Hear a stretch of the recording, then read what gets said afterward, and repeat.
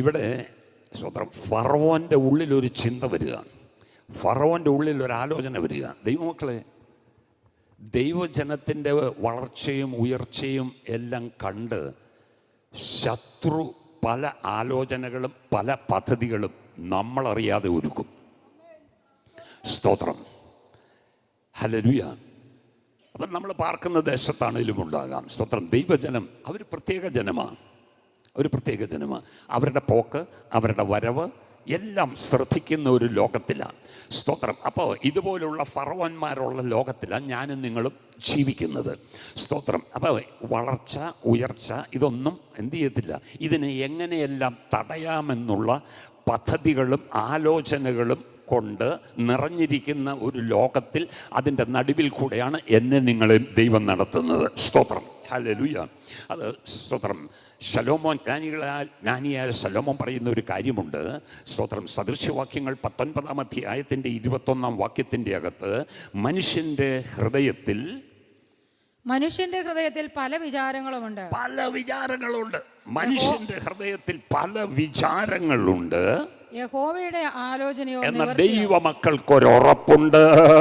ദൈവത്തിന്റെ ആലോചനയെ നിവർത്തിയാകത്തുള്ളൂ. എനിക്കും നിങ്ങൾക്കും എതിരായി, എൻ്റെ നിങ്ങളുടെ തലമുറകൾക്കെതിരായി പല ആലോചനകളും പല പദ്ധതികളും ലോകം ഒരുക്കിയാലും എൻ്റെ ദൈവത്തിന് എന്നെക്കുറിച്ച്, എൻ്റെ തലമുറയെക്കുറിച്ച്, എൻ്റെ കുടുംബത്തെക്കുറിച്ച്, എൻ്റെ ശുശ്രൂഷയെക്കുറിച്ച് എല്ലാം ഒരു പദ്ധതിയുണ്ട്, ഒരാലോചനയുണ്ട്. അതേ നിവർത്തിയാകത്തുള്ളൂ.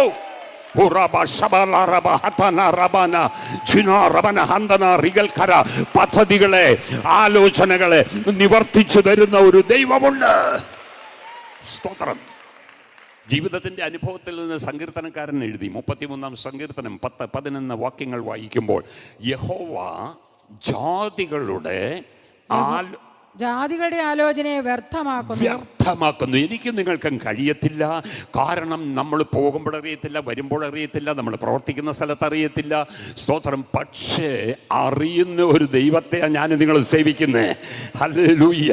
ആ ദൈവമാണ് നമ്മോട് കൂടെയുള്ളത്. സ്തോത്രം. നമുക്കതിനുള്ള കഴിവില്ലാതിരിക്കുമ്പോൾ എത്ര വലിയ പദ്ധതികൾ ഒരുക്കിയാലും ബലഹീനരായ നമ്മൾക്ക് വേണ്ടി അതിനെ സ്തോത്രം വ്യർത്ഥമാക്കുന്ന ഒരു ദൈവമുണ്ട്, വ്യർത്ഥമാക്കുന്ന ഒരു ദൈവമുണ്ട്, നിഷ്ഫലമാക്കുന്ന ഒരു ദൈവമുണ്ട്. ആ ദൈവം എൻ്റെ ദൈവമാണെന്ന്, ആ ദൈവം എൻ്റെ ദൈവമാണെന്ന് വ്യക്തിപരമായി പറ. ആ ദൈവം എൻ്റെ ദൈവമാ.